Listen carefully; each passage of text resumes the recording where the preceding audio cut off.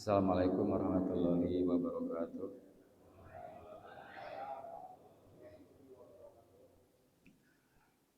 Alhamdulillahirabbil alamin. Wassalatu wassalamu ala asyrofil anbiya'i wal mursalin wa ala alihi washabihi ajma'in. Asyhadu an la ilaha illallah wa la syarika lah wa asyhadu anna Muhammadan abduhu wa rasuluhu la nabiyya wa la rasul ba'dahu. Qala ta'ala fi kitabil karim wa billahi minasyaitonir rajim. Bismillahirrahmanirrahim. Ya ayyuhalladzina amanu taqullaha haqqa tuqatih wa la tamutunna illa wa antum muslimun. Ya ayyuhalladzina amanu taqullaha wa qulu qawlan sadida yuslih lakum a'malakum wa yaghfir lakum dhunubakum wa yuti' wa rasulahu faqad faza fawzan 'azima. Shadaqallahul 'azim. Pertama, mari sama-sama kita mengaturkan bersyukur kepada Allah Subhanahu wa taala yang mana Allah masih memberikan kepada kita berbagai kenikmatan. Yang salah satunya adalah nikmat kesehatan, sehingga pada saat ini subuh ini alhamdulillah kita bisa berkumpul di sini, bisa menunaikan kewajiban kita sholat subuh dengan berjamaah, dan juga tanpa pula kita mengaturkan terima kasih ya kepada semua yang telah mendukung ya, segerakannya terselenggaranya pengajian ini. Alhamdulillah, mudah-mudahan Allah memberikan kepada kita selalu taufik hidayah. Mudah-mudahan kita terus beristiqomah di jalan yang benar. Ikhwan rahimakumullah. Pada hari ini kita bertemu lagi ya dalam membicarakan ilmu agama. Ya, walaupun satu ayat dua ayat, namun insyaallah kita dapat memperoleh pengetahuan untuk bekal kita dalam beragama yang benar. Bapak Ibu jamaah rahimakumullah, pada kesempatan ini kita mari bersama-sama ya bertausiah, bermusyawarah tentang salah satu cabang dalam pengetahuan kita dalam agama kita, yaitu tentang dosa. Bapak yang berbahagia, yang akan kita bicarakan pada hari ini adalah dosa-dosa yang dianggap biasa oleh kita. Jadi kita dengarnya biasa aja, pada itu dosa, dan sering kita lakukan dosa itu, Bapak Ibu. Dan dosa-dosa yang dianggap biasa ini, Bapak Ibu, saya ambil dari buku atau kitab karya daripada Syekh Muhammad bin Salih Al-Munajjid ya, dari Riyadh, yang dialihbahasakan oleh Aidul Haris Umar Thayyib. Mudah-mudahan ada manfaatnya bagi kita sekalian, Bapak Ibu. Bapak Ibu yang berbahagia, sebelum kita menginjak dalam topik tentang dosa-dosa yang biasa, yang dianggap biasa oleh kita, ya. Bukan dosa yang biasa, tapi dosa yang dianggap biasa oleh kita, Bapak Ibu. Nah, sebelum ke sana kita bermukadimah dahulu, Bapak Ibu, sebagai pembuka. Nah, bahwa Allah Subhanahu wa taala itu memberikan kepada kita berbagai kewajiban, beberapa kewajiban. Di mana kewajiban itu tidak boleh kita abaikan. Nah, ya. Jadi Allah memberikan kepada kita berbagai kewajiban, beberapa kewajiban yang tidak boleh kita abaikan. Dan juga memberikan kepada kita berbagai ketentuan, larangan misalnya itu yang tidak boleh kita langgar, yang tidak boleh kita lampaui. Jadi ada batasnya. Dan juga memberikan kepada kita selaku orang mukallaf, orang Islam ya, itu yang namanya haram. Dan semua yang haram itu ya yang tidak boleh kita langgar. Jadi kewajiban dari Allah Subhanahu wa taala tidak boleh kita lampaui, tidak boleh kita abaikan. Dan ketentuan-ketentuan Allah tidak boleh kita lampaui. Dan juga tentang haram tidak boleh kita langgar sama sekali, Bapak Ibu. Ya, jadi ada batasnya larangan juga. Bapak yang berbahagia, mengenai haram, kewajiban atau tentang haram, tentang halal, lalu tentang ketentuan larangan Allah, itu Nabi kita Muhammad SAW ya, yang diriwayatkan oleh Abi Bakrah radhiyallahu anhu, bahwa Nabi pernah bersabda begini, ma ahallallahu fi kitabihi, dan apa-apa yang dihalalkan Allah di dalam kitabnya, jadi apa-apa saja yang dihalalkan Allah dalam kitabnya, bahwa halalun, maka itulah yang halal. Nah, di sini jadi semua yang halal itu adalah sudah disebutkan oleh Allah dalam kitabnya. Manusia tidak berhak untuk menentukan halal, haram dan sebagainya. Jadi hanya Allah lah. Maka kata Nabi, ma halallahu fi kitabihi fa huwa halalun. Dan itulah hal-hal yang halal. Lalu selanjutnya hari selanjutnya dikatakan fa huwa haramun. Dan wa ma haram, dan apa-apa yang diharamkan. Wa huwa haramun, juga itu haram. Nah, jadi yang apa-apa yang dikatakan oleh dalam kitab itu haram, maka itulah yang haram. Jadi nggak ada tambah-tambah atau dikurangi. Lalu wa masakata anhu, dan apa-apa yang didiamkan Rasulullah, dan apa yang diamnya Rasulullah, ya, wa huwa afiyah, itulah yang dimaafkan. Jadi diamnya Rasulullah itu adalah dimaafkan, artinya boleh dilaksanakan. Lalu dikatakan wa aqbilu minallahil afiyah, dan terimalah pemaafan dari Allah itu untuk kalian kerjakan. Jadi apa-apa yang dimaafkan, pemaafan dari Allah, maka terimalah. Wa aqbilu minallahil afiyah. Lalu fa innallaha lam yakum nasiya, dan sesungguhnya Allah itu tidak pernah lupa. Itu kata Nabi, ya. Lantas Nabi sumatalah hadhil ayat, lalu Nabi membacakan sebuah ayat dalam Al-Qur'anul Karim, yaitu surat Maryam 64. Lantas beliau berkata, wa makana rabbuka nasiya, dan tidak Allah itu lupa. Nah, artinya di sini dikatakan sudah jelas bahwa apa-apa yang Allah tetapkan dalam kitabnya yang halal, maka itulah yang halal, dan apa-apa yang haram, maka itulah yang haram. Dan apa yang didiamkan, itu yang dimaafkan. Maka terimalah apa pemaafan dari Allah tersebut. Itu kata. Maka sesungguhnya Allah itu tidak pernah lupa. Ikhwani rahimakumullah. Nah, itu semua ketentuan dari Allah merupakan ketetapan Allah Subhanahu wa taala. Itu adalah hak Allah Subhanahu wa taala. Jadi semua yang halal, semua yang haram, ketentuan itu adalah murni dari Allah Subhanahu wa taala yang dijelaskan secara rinci oleh Rasulullah. Ikhwani rahimakumullah. Nah, mengenai ketentuan-ketentuan itu adalah, maka dikatakan, diperjelas lagi dalam Al-Qur'anul Karim, ya, surat Al-Baqarah ayat 187 dikatakan tilka hududullah fala taqrabuha, dan itulah larangan-larangan dari Allah, fala taqrabuha, maka jangan kau dekati. Jadi apa yang dilarang Allah itu kita jangan jauh-jauh, jangan mendekatilah, jangan dekat-dekat, jauhi begitu. Itu tentang larangan Allah.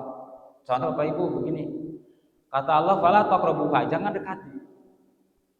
Mengapa demikian? Nah, dalam kaidah bahasa Arab dikatakan kullu man hawalal hima, dan setiap sesuatu yang dilarang oleh Allah. Jadi man hama haulal hima, apa-apa ada barang siapa yang mendekati, barang siapa yang mendekati kepada yang dilarang, gitu, yusiku ayyaqau alai, maka dia akan terjerumus ikut ke dalam pusaran itu, larangan itu. Nah, berarti kita kalau ada larangan, Bapak Ibu, jangan dekat-dekat, jangan mendekati. Karena apa? Kita akan jatuh ke dalam larangan itu. Contoh begini, Bapak Ibu kan yang namanya zina itu kan tahulah kotor, perbuatan kotor. Maka kita jangan dekat-dekat zina. Maka dikatakan dalam Al-Qur'an dikatakan wala taqrabuz zina, jangan kamu dekat-dekat kepada zina. Innahu kana fahisyah wa sa'a sabila. Itu adalah perbuatan yang keji, yang kotor, yaitu seburuk-buruk jalan. Nah, kita kalau nggak dijelaskan contohnya, kadang-kadang kita agak keder, Bapak Ibu. Ya, jadi jangan dekat-dekat. Dekat pun tidak boleh, apalagi masuk ke dalamnya. Contoh Bapak Ibu, sekarang tentang zina, misalnya salah satu aja. Zina itu kan dilarang dalam agama, perbuatan kotor. Dalam Al-Qur'an dikatakan, maka kita jangan dekat-dekat. Apa sih, kayak apa contoh realnya jangan dekat-dekat? Bapak Ibu, zaman sekarang itu zaman dosa. Jadi kalau kita ingin dekat-dekat dengan zina, banyaklah pertama kita berkeluh kesah dulu. Pertama kita misalnya curhatan dulu misalnya. Atau kita pertama main-main mata dahulu. Lantas timbullah rasa senang. Setelah senang, maka setan menggoda membisik, maka berdekatanlah kita. Setelah berdekatan, maka lama menjadi rindu. Sudah rindu, nanti kita ingin bertemu, udah bertemu, maka terjadilah ke arah zina. Nah, maka dikatakan wala taqrabu zina, jangan dekat kepada zina. Itu dekat saja tidak boleh, apalagi melakukannya.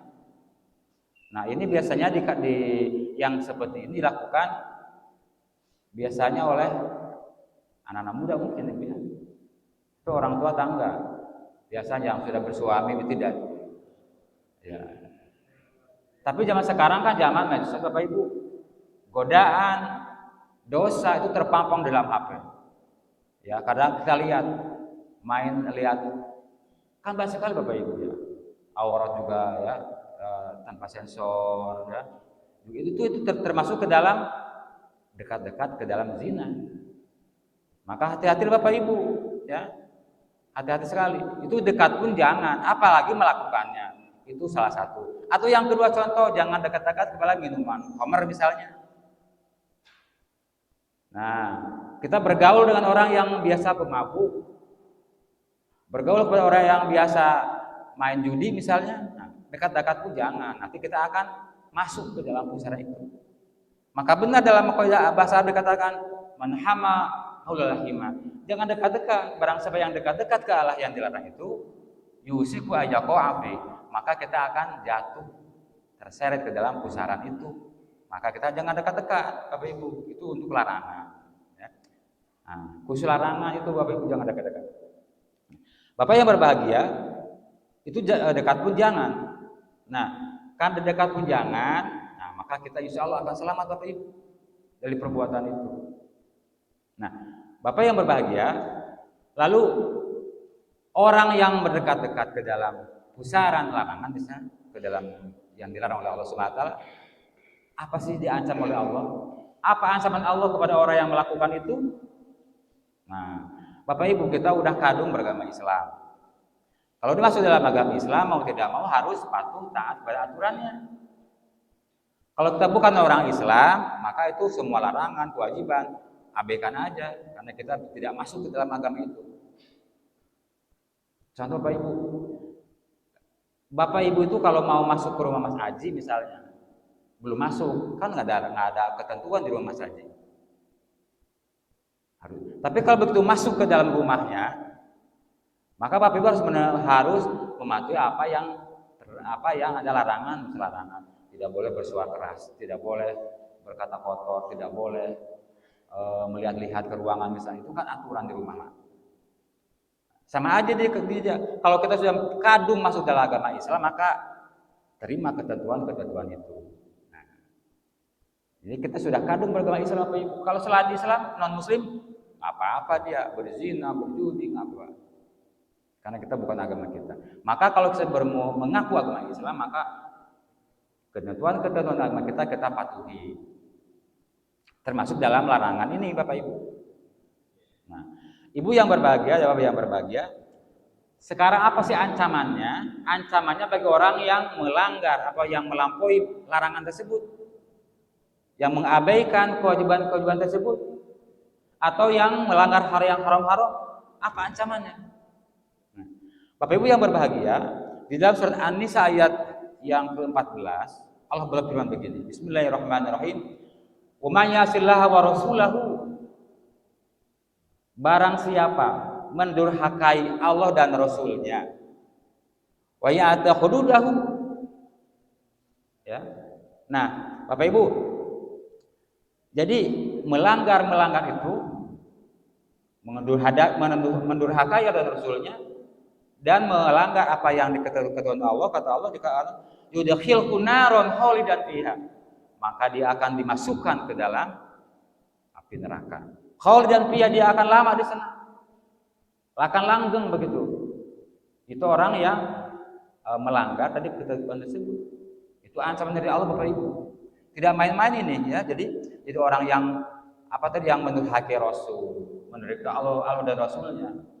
Ya, lalu tadi melanggar segala ketentuan Allah. Maka atau yudkhiluna naron khalidan fiha, maka dia akan dimasukkan oleh Allah ke dalam api neraka. Khalidan fiha, dan itu akan lama di sana, selama-lamanya. Akan masuk ke dalam neraka itu Bapak Ibu, ya. Walau adzabun muhin, dan bagi dia itu adab yang sangat menghinakan. Nah, Bapak Ibu, kita kalau udah berbicara, mendengarkan ayat atau disebut, dibacakan, maka kita wajib percaya Bapak Ibu, ya. Janganlah kita kadang-kadang Bapak Ibu gini, orang itu kalau mendengar ayat Al-Qur'an Al-Karim ini baca, lantas didengarkan kepada dia maknanya, tafsirnya, itu orang menerimanya sejen-sejen. Ada yang sami'na wa ata'na, ada yang biasa saja, masuk kanan keluar kiri, kan ada begitu, seolah-olah tidak ada bekas begitu. Tapi bagi kita orang yang percaya akan kitab Allah itu pasti benar adanya. Kalau udah mendengar ayat begini, maka kita harus percaya bahwa orang yang melanggar ketentuan Allah, yang mendurhakai dan Rasulnya, maka kata Allah, yudkhilun naron khalidan fiha walau adzabun muhin, dan akan dimasukkan Allah ke dalam neraka Bapak Ibu. Maka jangan sekali Bapak Ibu kita itu untuk mendurhakai Rasul, menyelisihi Rasul, ya. Nah Bapak Ibu, ini adalah tentang kewajiban, tentang ketentuan dan tentang haram dalam agama kita. Maka kita harus lakukan dengan dengan mastata'tum begitu, ya. Bapak yang berbahagia. Nah, itu dari Allah SWT dalam Al-Qur'an Karim. Jadi barang siapa mendurhakai Allah, Rasul, maka dimasukkan Allah ke dalam api neraka. Dan Nabi Muhammad juga Bapak Ibu menjelaskan lagi. Kata Nabi, "Ma nahitukum anhu fajtanibu." Apa-apa yang dilarang dalam agama, maka fajtanibu, maka jauhi Bapak Ibu. Kayak tadi ya, bermain khamr, bermain perempuan, zina, lalu judi, maka jauhi. Ya, itu Bapak Ibu.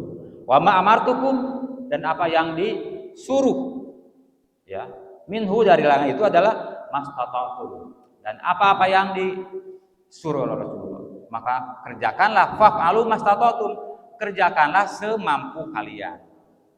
Nah, artinya Bapak Ibu begini, dalam hal perintah, ya, wa ma amartukum, apa yang diperintahkan, fa'alu mastata'tum, maka lakukanlah, kerjakanlah semampu kalian.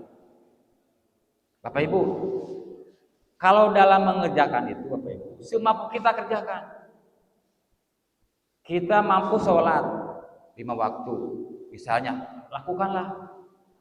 Karena saya hanya mampu segitu, tidak mampu atau belum mampu untuk melakukan sunah-sunah yang lain, belum mampu untuk tahajud, belum mampu untuk i'tikaf, belum mampu untuk bersedekah, belum mampu apa, maka semampu kita laksanakan Bapak Ibu.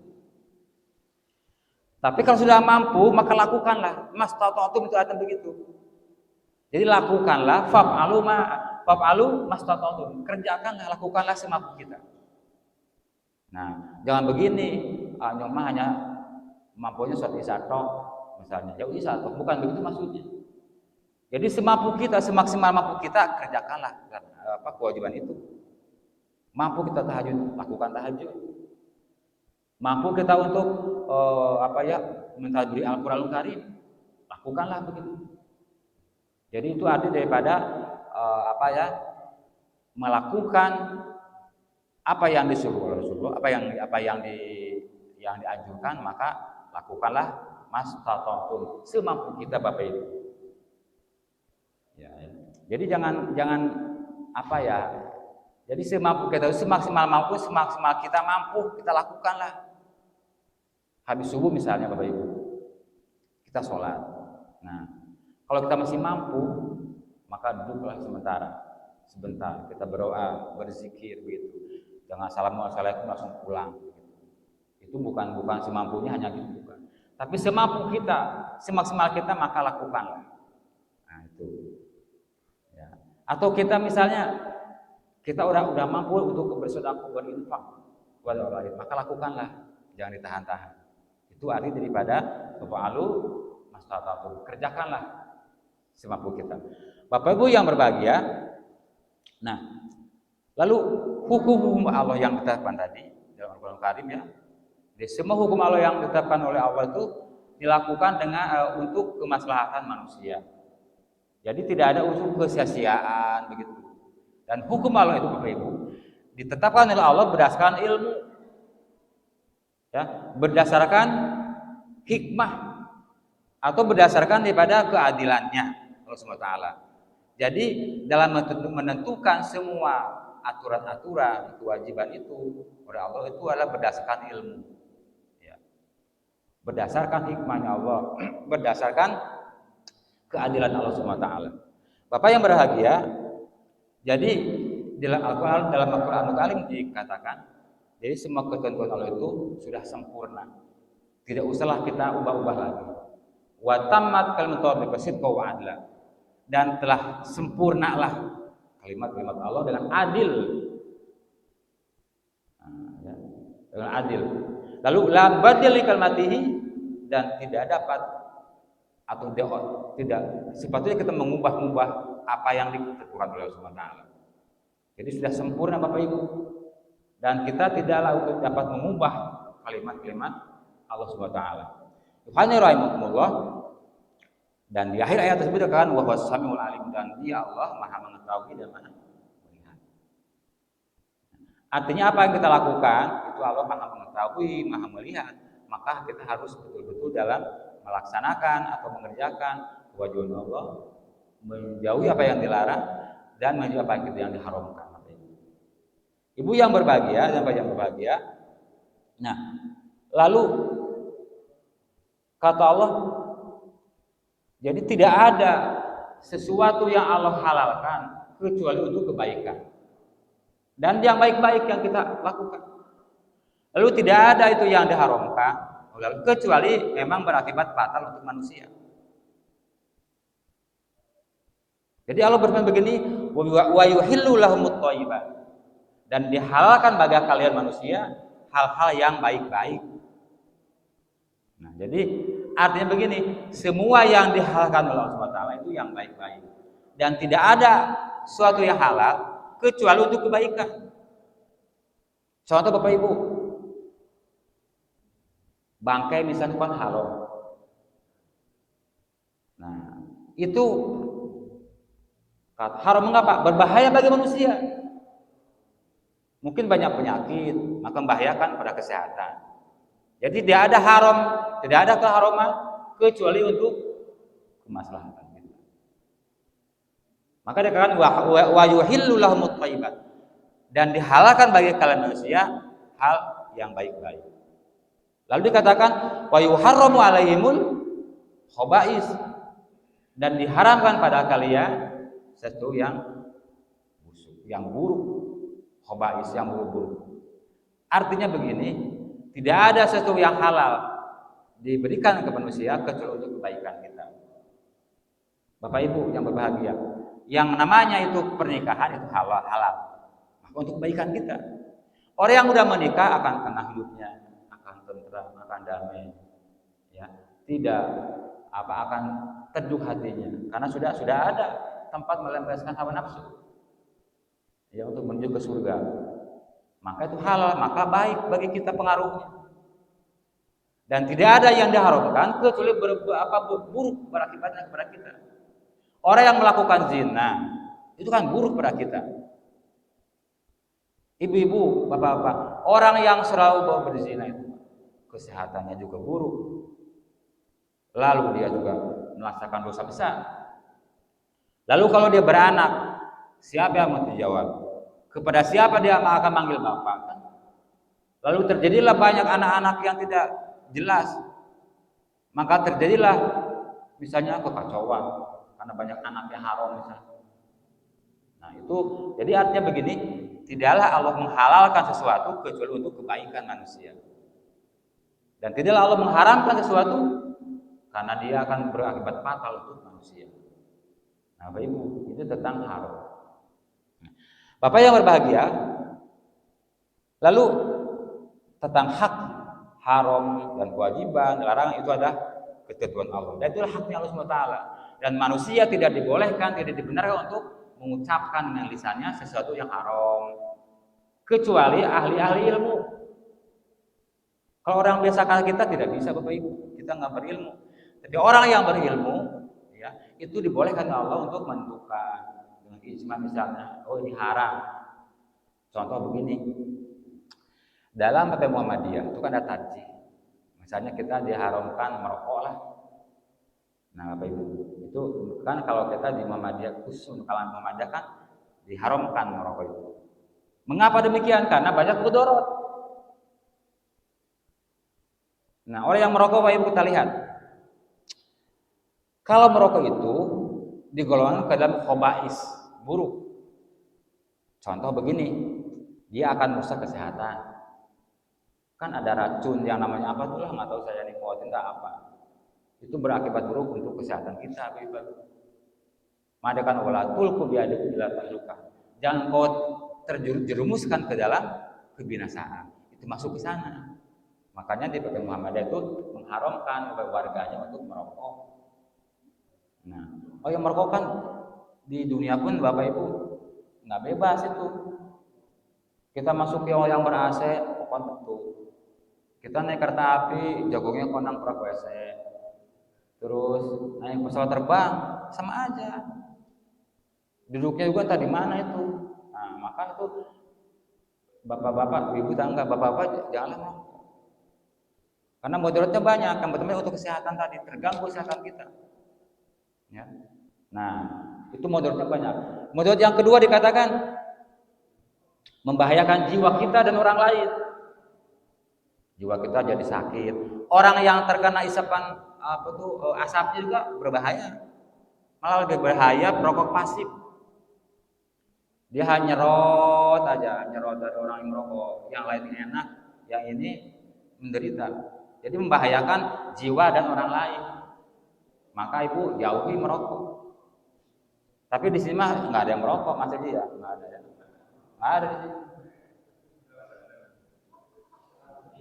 Nah, kita masuk ini nggak ada cara ya. Nah itu Bapak Ibu. Dan yang ketiga Bapak Ibu, apa mudaratnya? Membahayakan harta. Yang seharusnya itu harta itu untuk kebaikan, untuk menopang keluarga, untuk biaya anak kuliah, sekolah. Tapi kalau dikalkulasi 25.000 satu bungkus per hari 75.000 kali sekian tahun, udah dapat 5 tingkat. Kamu dapat pajero Mas Anies. Ya, kalau dikalkulasi. Namun demikian Pak Ibu, mudaratnya itu adalah membahayakan harta. Apa di sini juga apa namanya kan dikatakan janganlah kamu sia-sia. Ya. Innal muadzinin kana ikhwana syaitan. Jadi membazir itu adalah saudaranya setan. Ya. Nah, makanya untuk kepada kita para Muhammadiyah yang sudah terlanjur merokok, berhentilah. Ya, ganti dengan permen. Misalnya belajar kopi kok apa heksos misalnya itu. Lama-lama juga terbiasa. Ya, jangan bilang angel karena nggak dibiasakan. Tapi kalau terbiasa makanya menjadi biasa. Emang ngomong gampang apa Ibu? Tapi melakukannya angel. Tapi kalau ada kesungguhan, insya Allah kan bisa. Yang belum merokok maka jauhi. Ya. Jangan bapaknya warga Muhammadiyah nih nggak merokok. Tapi anaknya ada 4 anak merokok kabeh. Ya. Nah, saya juga anak 2 laki-laki semua, enggak merokok semua. Kan bapaknya ngerokok. Ya. Maka anjuran bagi kita yang masih merokok berhentilah pelan-pelan. Yang belum merokok maka jauhi. Bapak yang bahagia itu. Jadi hal-hal yang diharapkan itu ditegaskan terdapat dalam Quran dan hadis Bapak Ibu. Ya. Jadi untuk manusia tidak ada hak untuk menentukan hak halal haram kecuali orang yang berilmu agama berdasarkan Al-Quran dan Al-Hadis. Bapak yang berbahagia, nah hal-hal yang diharamkan itu Bapak Ibu gamblang dalam Al-Quranul Karim. Nah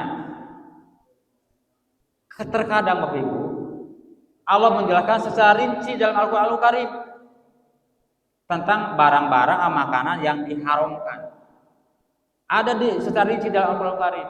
Walaupun dalam Al-Quran sudah jelas, sudah gamblang, Tapi terkadang Allah merinci yang diharamkan untuk kita makan. Contoh begini, di dalam surat Al-Maidah ayat 3, Allah berfirman begini, hurrimat alaikumul maitah, diharapkan bagi kalian itu bangkai. Nah, itu jelas sekali. Itu dalam Al-Qur'an Karim. Segala bangkai itu diharamkan, kecuali ada kecuali yang di laut misalnya. Ikan itu apa-apa hal. Tapi barang yang di darat misalnya itu kata Allah, hurrimat alaikumul maitah, diharapkan bagi kalian bangkai ayam. Nah, tapi kalau sekarang banyak yang dikonsumsi ya karena mungkin keterbatasan ya. Tiren itu kan banyak ya mati. Tiren itu artinya mati kemarin sih ya. Bukan mati keren, mati kemarin. Jadi ya, bisa 2 hari mati maka dikonsumsi. Itu kata Allah haram. Lalu apa yang keduanya? Wadama, dan darah. Ibu, darah apa aja haram. Nah, ada sekarang Pak Ibu, saya kadang di limpa itu dimakan khas Padang itu ada limpa. Itu rasanya enak. Namun demikian Pak Ibu, orang yang tidak tahu itu akan berhati-hati. Kenapa? Limpa dengan marus itu rasanya sama. Apa marus? Marus itu darah yang ditampung lalu dikukus persis seperti limpa. Nah, itu haram apa Ibu darah itu? Tapi orang kita nggak tahu. Orang dahulu, bukan sekarang. Orang dahulu biasanya kalau menyembelih ayam, itu kan tampung darahnya, lalu direbus. Setelah matang dia berbentuk seperti limpa. Enak Bapak Ibu. Pernah saya merasakan, ya, kan tidak tahu, ya, itu haram Bapak Ibu, ya.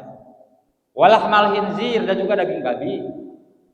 Jadi Allah kadang-kadang secara jelas dirinci dalam Al-Quran ada. Jadi tadi dikatakan hurmat alaikumul maitah, wadam, walahmal khinzir, dan juga daging babi juga diharamkan oleh Allah. Kita jelas yang tidak ada yang makan babi kalau orang Islam itu ya. Nah, wal mauqudatu wal munkhaniqatu, dan binatang yang tercekik.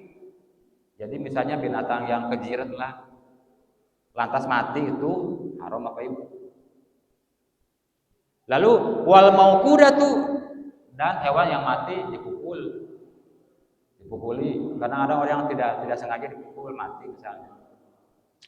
Lalu wal mutaraddatu, dan binatang yang jatuh. Dan binatang yang wan natihatu, dan binatang yang ditanduk itu apa Ibu? Haram. Jadi yang tercekik, yang dipukuli, yang terjatuh, yang ditanduk itu sebenarnya haram. Walaupun kita eman-eman misalnya ayat ya. Haram apa Ibu? Itu Al-Qur'an menjelaskan secara rinci begitu. Lalu kata Allah, wa ma akal subuh illa ma zakaitum. Binatang yang dimakan binatang buas, tetapi kita boleh sempat menyembelihnya, boleh. Misalnya di mata anjing lah misalnya apa diterekam gitu. Kalau masih hidup kita boleh sembelih, haram bagi halal, ya. Tapi kalau dicekik sama kucing udah mati ya ketutunya sudah jadi bangkai maka haram. Kalau masih hidup itu boleh kita makanya kalau kita sempat menyembelihnya. Nah, wa ma dubiha anin nusubi, dan kita juga haram memakan sembelihan atas nama berhala. Ya, di sini nggak ada, tapi di daerah sana kan ada untuk persembahan Nyai Kidul, untuk bukan itu aja Pak, di segala rumah aja di tempat saya ada bapak dukun. Jadi mau buat rumah ya, itu kan menyembelih memotong ayam tuh saya tahu sendiri, makanya saya bilang. Jadi untuk apa? Untuk keselamatan. Untuk apa ya? Rumah maksudnya ya, biar rumah. Maka dipotong darahnya itu dikucek-kucekkan ke pojok-pojok. Itu haram. Apa Ibu? Jadi itu disembelihnya atas nama berhala, atas nama apalah begitu percaya. Ya. Dan yang terakhir adalah wa tastaksimu bil azla. Dan orang yang mengundi nasib dengan anak panah. Zaman dahulu di Arab ada itu. Jadi diundilah begitu. Itu haram apa Ibu? Nah, itu dalam Al-Qur'an juga itulah yang dirinci oleh Allah dalam Al-Qur'an Karim, hal-hal atau makanan yang diharamkan. Nah, Bapak Ibu, ini Bapak Ibu sebagai mukadimah saja. Ya, nanti kita masuk ke dalam dosa-dosa yang dianggap biasa. Nah, jadi uraian tadi Bapak Ibu menjelaskan kepada kita bahwa Allah memberikan kewajiban, memberikan ketentuan, memberikan larangan untuk kita taati. Kewajiban maka tidak boleh kita abaikan. Sholat kita abaikan, jangan Bapak Ibu. Ya, zakat misalnya atau puasa kita abaikan, jangan lakukan. Ya, jangan malas Bapak Ibu. Ya. Lalu ketentuan Allah, maka kita untuk jangan dilampaui. Orang yang melampaui batas masuk ke neraka. Bapak Ibu, agama kita ada batas, itu kan batasannya. Bapak Ibu, orang Islam itu batasannya apa? Nah, batasan orang Islam, orang mukmin itu adalah apa Bapak Ibu? Menyembah, mengesahkan Allah, beribadah hanya kepada Allah. Itu kan batasan kita. Ya. Kalau batasan dilanggar, dilampaui, maka kita akan celaka. Nah, itu Bapak Ibu. Ya. Nah, Bapak Ibu yang berbahagia, mudah-mudahan mukadimah ini ya ada gambaran bagi kita Bapak Ibu. Jadi kita jangan semestinya untuk mengabaikan semua kewajiban kita yang melampaui ketentuan Allah dan melanggar apa yang diharamkan. Nah, kita akan celaka, akan sia-sia ibadah kita yang baik. Nah, Bapak Ibu, masih ada waktu ya banyak ya. Nah, Bapak Ibu kita masuk ke dalam materi sekarang tentang dosa-dosa yang dianggap biasa. Satu aja nih. Nanti banyak Bapak Ibu, nanti karena ini berseri. Bapak yang berbahagia, dosa-dosa yang dianggap biasa oleh kita. Yang pertama adalah syirik, Bapak Ibu. Syirik itu apa? Syirik itu adalah menyamakan Allah kepada yang lain, mempersekutukan Allah kepada yang lain, menganggap ada yang lebih atau sama derajat dengan Allah SWT, baik rububiyah, baik uluhiyah maupun asma wa sifat. Apa rububiyah Bapak Ibu? Jadi orang yang rububiyah itu begini. Jadi sifat Allah, ya, hak Allah dalam kita beribadah sebagai perbuatan Allah. Apa perbuatan Allah? Mengatur alam semesta, memberikan rezeki, menghidupkan makhluk, mematikan makhluk. Itu adalah rububiyah. Nah, maka kita jangan sampai beribadah tapi musyrik, tapi syirik. Ya. Syirik dalam rububiyah, jadi menganggap ada orang yang bisa menandingi Allah. Kita yang mengatur alam ini selain Allah ada. Nah, itu rububiyah, nama rububiyah ya. Jadi syarat kita kalah syirik, itu rububiyah. Atau kita syirik dalam uluhiyah. Kita beribadah kan kepada Allah, tapi kita beribadah, berdoa kepada selain Allah. Itu juga syirik. Ya, dalam hal uluhiyah. Berdoa kepada Allah, tapi dibarengi berdoa kepada selain Allah. Meminta kepada Allah, dibarengi dengan meminta kepada selain Allah. Apa Ibu? Meminta kepada siapa begitu? Berdoa kepada siapa selain Allah? Itu juga musyrik, syirik dalam hal uluhiyah. Bapak yang bahagia, sekarang kita belajar tentang syirik. Nah, tadi saya katakan syirik adalah menyamakan keesaan Allah, menyamakan ada tandingan Allah. Kita meyakini ada makhluk selain Allah yang sejenis dengan Allah, misalnya yang bisa menghidupkan Allah, yang bisa mengatur alam ini, yang bisa menurunkan hujan misalnya. Itu perbuatan Allah, rububiyah. Maka kita jangan percaya ke arah sana. Kita termasuk dalam syirik. Bapak yang berbahagia, dalam suatu kesempatan ya, Nabi berkumpul sama sahabat, maka Nabi berkata, kata Nabi, ala unabaukum bi abagil kabair. Wahai sahabat, tahukah kalian dosa yang sangat besar? Dosa yang besar apa? Kata sahabat, qalu bala ya Rasulullah. Ya Rasulullah. Maka kata Rasulullah, al-israku billah. Itu syirik kepada Allah. Nah, itulah dosa yang paling besar adalah syirik Bapak Ibu. Ya. Maka kita jauhi sifat-sifat seperti itu. Oke lah kita menyembah kepada selalu, kita tidak. Tapi fenomena-fenomena yang kita lakukan di dalam sehari-hari banyak yang menjurus ke arah sana. Kita berdoa kepada Allah misalnya dan sebagainya. Nah, Bapak yang berbahagia, dosa syirik itu dosa yang paling besar. Dan Allah tidak akan mengampuni dosa syirik, Bapak Ibu. Kata Allah, innallaha, sesungguhnya Allah la yaghfiru ayyushraka bih. Allah tidak akan mengampuni dosa syirik. Enggak ada diampuni, Bapak Ibu. Maka berhati-hatilah kita dalam beribadah, Bapak Ibu ya. Karena kita tidak akan diampuni dosa kita syirik. Tapi kata Allah, wa yaghfiru ma duna dzalika liman yasha. Tetapi Allah akan mengampuni dosa selain syirik kepada siapa yang dikehendaki. Nah, Bapak Ibu. Jadi berhati-hati Bapak Ibu. Mengapa? Inna syirka la dzulmun adzim. Sesungguhnya syirik adalah dosa yang paling besar. Maka tidak akan diampuni kecuali dia bertobat dahulu sebelum mati. Nah, Bapak Ibu, kita ambil contoh. Sekarang fenomena syirik, fenomena itu apa ya, gejala-gejala lah atau apa sih fenomena? Kok tugel mah?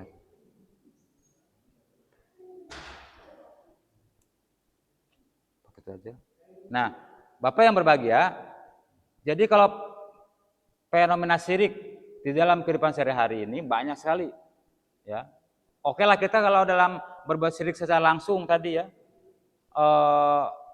menyembah kepada selain Allah tidak ada. Tapi fenomena yang kita lihat dalam kehidupan sehari-hari banyak Bapak Ibu. Contoh, yang pertama adalah fenomenanya adalah menyembah kuburan misalnya Bapak Ibu. Nah, Bapak Ibu yang berbahagia, kalau Bapak Ibu itu mau pergi ke kuburan mau apa? Coba mau apa? Paling kita kan yang disunahkan adalah untuk bertaziah ke kuburan. Kalau orang sini bilang namanya mau ziarah begitulah. Nah, ziarah itu kan hanya dua tujuannya Pak Ibu. Satu, mendoakan ahli mayit yang dikubur. Yang kedua, mengingatkan kita bahwa kita akan mati seperti dia. Itu tujuan ziarah. Hanya dua Bapak Ibu, tidak ada yang lain. Nah, tetapi fenomena yang kita lihat sekarang ini Bapak Ibu, ke kuburan itu kan banyak, beragam itu tujuannya. Sampai jauh-jauh didatangi makam para wali itu untuk apa? Ya, dia tidak akan memberikan manfaat kepada kita. Dia tidak akan memberikan mudarat kepada kita, tidak ada. Nah, jadi dalam ziarah itu Bapak Ibu, itu kita harus tahu adabnya. Ya. Itu fenomena syirik di situ banyak Bapak Ibu. Tetapi yang benar adalah dalam usah pakai itu aja ya. Udah kerasikian. Nah, Bapak Ibu. Jadi Bapak Ibu, fenomena syirik itu dalam masyarakat kita banyak Bapak Ibu. Tapi kita insya Allah jangan. Contoh tadi saya katakan menyembah kuburan. Bukan disembah. Tapi di sana kita memohon, meminta kepada yang dikubur. Apa dia bisa mendatangkan mudarat kepada kita, atau manfaat kepada kita, atau mengabulkan permintaan kita? Tidak bisa Bapak Ibu.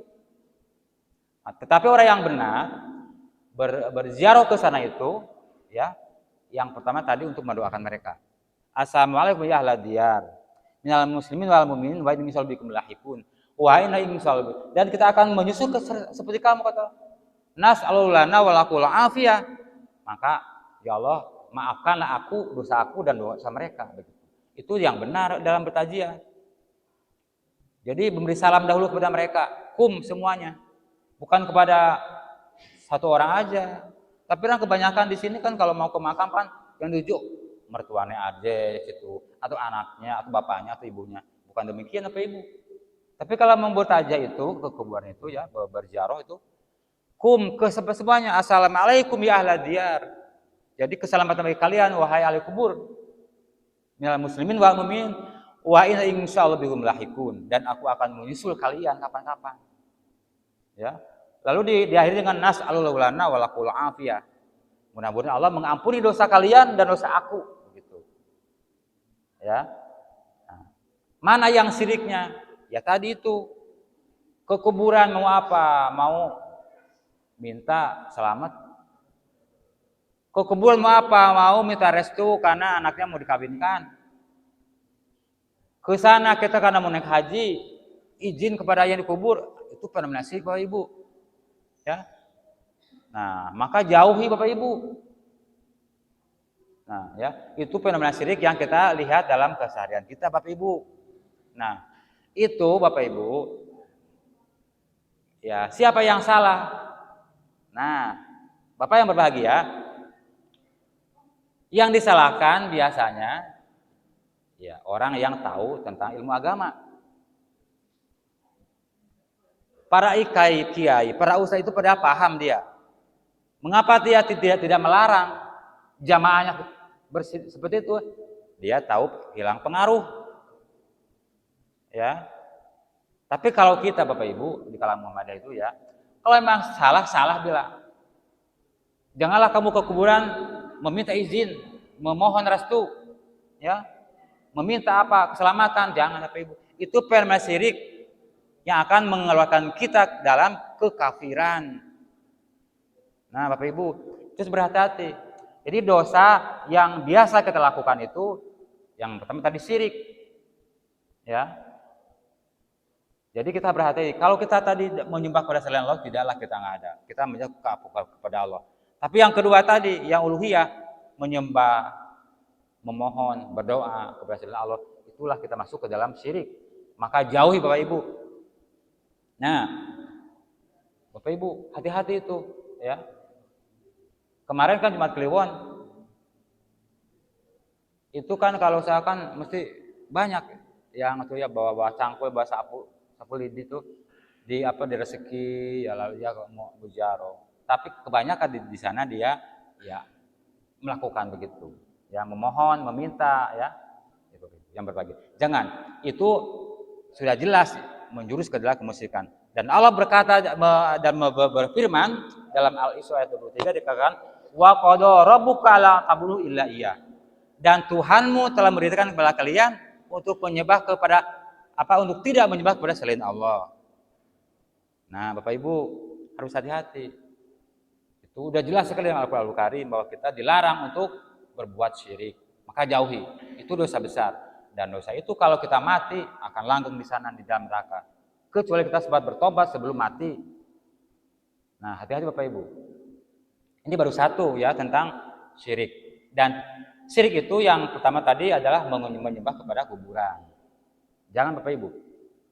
Nah, Bapak yang berbahagia, dalam ayat dikatakan yang lain, wa yaksifusu wa ja'alukum khulafa'ul ardh ilaha ma'allah. Nah, jadi tidak ada yang bisa menghilangkan segala kesusahan kita, ya. Maka dikatakan dalam Al-Qur'an Karim di akhir ayat dikatakan ilaha ma'allah. Apakah ada Tuhan selain Allah? Kan tidak ada. Nah, Bapak Ibu, maka berhati-hatilah Pak Ibu untuk kita pergi ke kuburan itu ya. Yang pertama kita mendoakan mereka. Apa doanya? Banyak. Ya. Atau kalau nggak bisa bahasa apa yang diajarkan dalam hadis Nabi ya pakai bahasa Jawa aja. Ya Allah ampunilah dosa dia. Ya. Allah maghfirlah perempuan. Allah maghfirlahu misalnya warhamhu, rahmatilah dia Allah. Wa'afu anhu. Wa'afu nuzul wasimadukhalahu dan seterusnya. Kalau nggak bisa pakai bahasa Jawa aja. Ya Allah ampunilah dia ya Allah, ya. Arwah istri saya kalau saya misalnya ya. Rahmatilah dia ya Allah. Berikanlah nikmat kubur kepadanya ya Allah. Ya, angkatlah derajatnya ya Allah dan tempatkanlah dia kelak ya Allah dalam surga-Mu. Nah, itu sudah doa untuk mereka. Dengan yang lain mendoakan dia Bapak Ibu. Ya, tidak Allah minta-minta memohon keberkahan ya. Itu Ibu, kalau saya lihat orang yang ziarah traveling itu ya ke Madura ke Suramadu itu kan yang dibawa apa? Bunga yang basah. Setelah di sana ditukar sama yang kering. Atau di sana bawa air, berjerigen biar sawahnya bagus, padinya subur, ya, dan sebagainya. Itu syirik Bapak Ibu, kita jauhi. Di sini kita nggak ada ya, nggak ada demikian. Maka jauhi Pak. Itu ada cabang daripada kemusyrikan. Nah, Bapak yang berbahagia, itu adalah dosa yang dianggap biasa. Hanya satu dulu hari ini tentang syirik. Nanti bulan berikutnya kita syirik yang lainnya apa, ya. Nah, Bapak yang berbahagia, dari mukadimah tadi kita dapat mendapatkan pelajaran bahwa kewajiban untuk kita semua itu untuk kebaikan kita, larangan untuk kebaikan semua, dan juga ketentuan dari Allah Subhanahu wa taala itu semuanya untuk kemaslahatan kita. Dan tidak ada kehalalan itu kecuali untuk kebaikan kita. Dan tidak ada yang diharamkan oleh Allah Subhanahu wa taala kecuali untuk berakibat buruk kepada kita. Bapak Ibu. Dan yang terakhir Bapak Ibu, contoh dosa yang yang dianggap biasa itu yang pertama ada syirik, ya. Hari ini hanya satu tentang syirik. Berhati-hatilah Bapak Ibu. Kita jangan dalam berdoa jangan sampai menduakan Allah, jangan sampai meminta kepada selain Allah, ya. Kita ke kuburan hanya mendoakan. Dan yang terpenting adalah kita mengingatkan diri kita bahwa kita juga akan mati seperti dia. Nah, Bapak Ibu, itu yang pertama syirik. Nah, Bapak Ibu yang berbahagia, mungkin pengajian subuh Ahad pagi pada hari ini mungkin hanya cukup sampai di sini saja. Dan insya Allah kalau ada umur panjang kita bertemu lagi di bulan depan minggu kedua. Insya Allah Bapak Ibu. Bapak Ibu yang berbahagia, sekian dahulu. Kalau ada salah kata mohon yang sebesar-besarnya Bapak Ibu. Ini semata-mata dari kebodohan saya dan saya akhiri. Wassalamualaikum warahmatullahi wabarakatuh.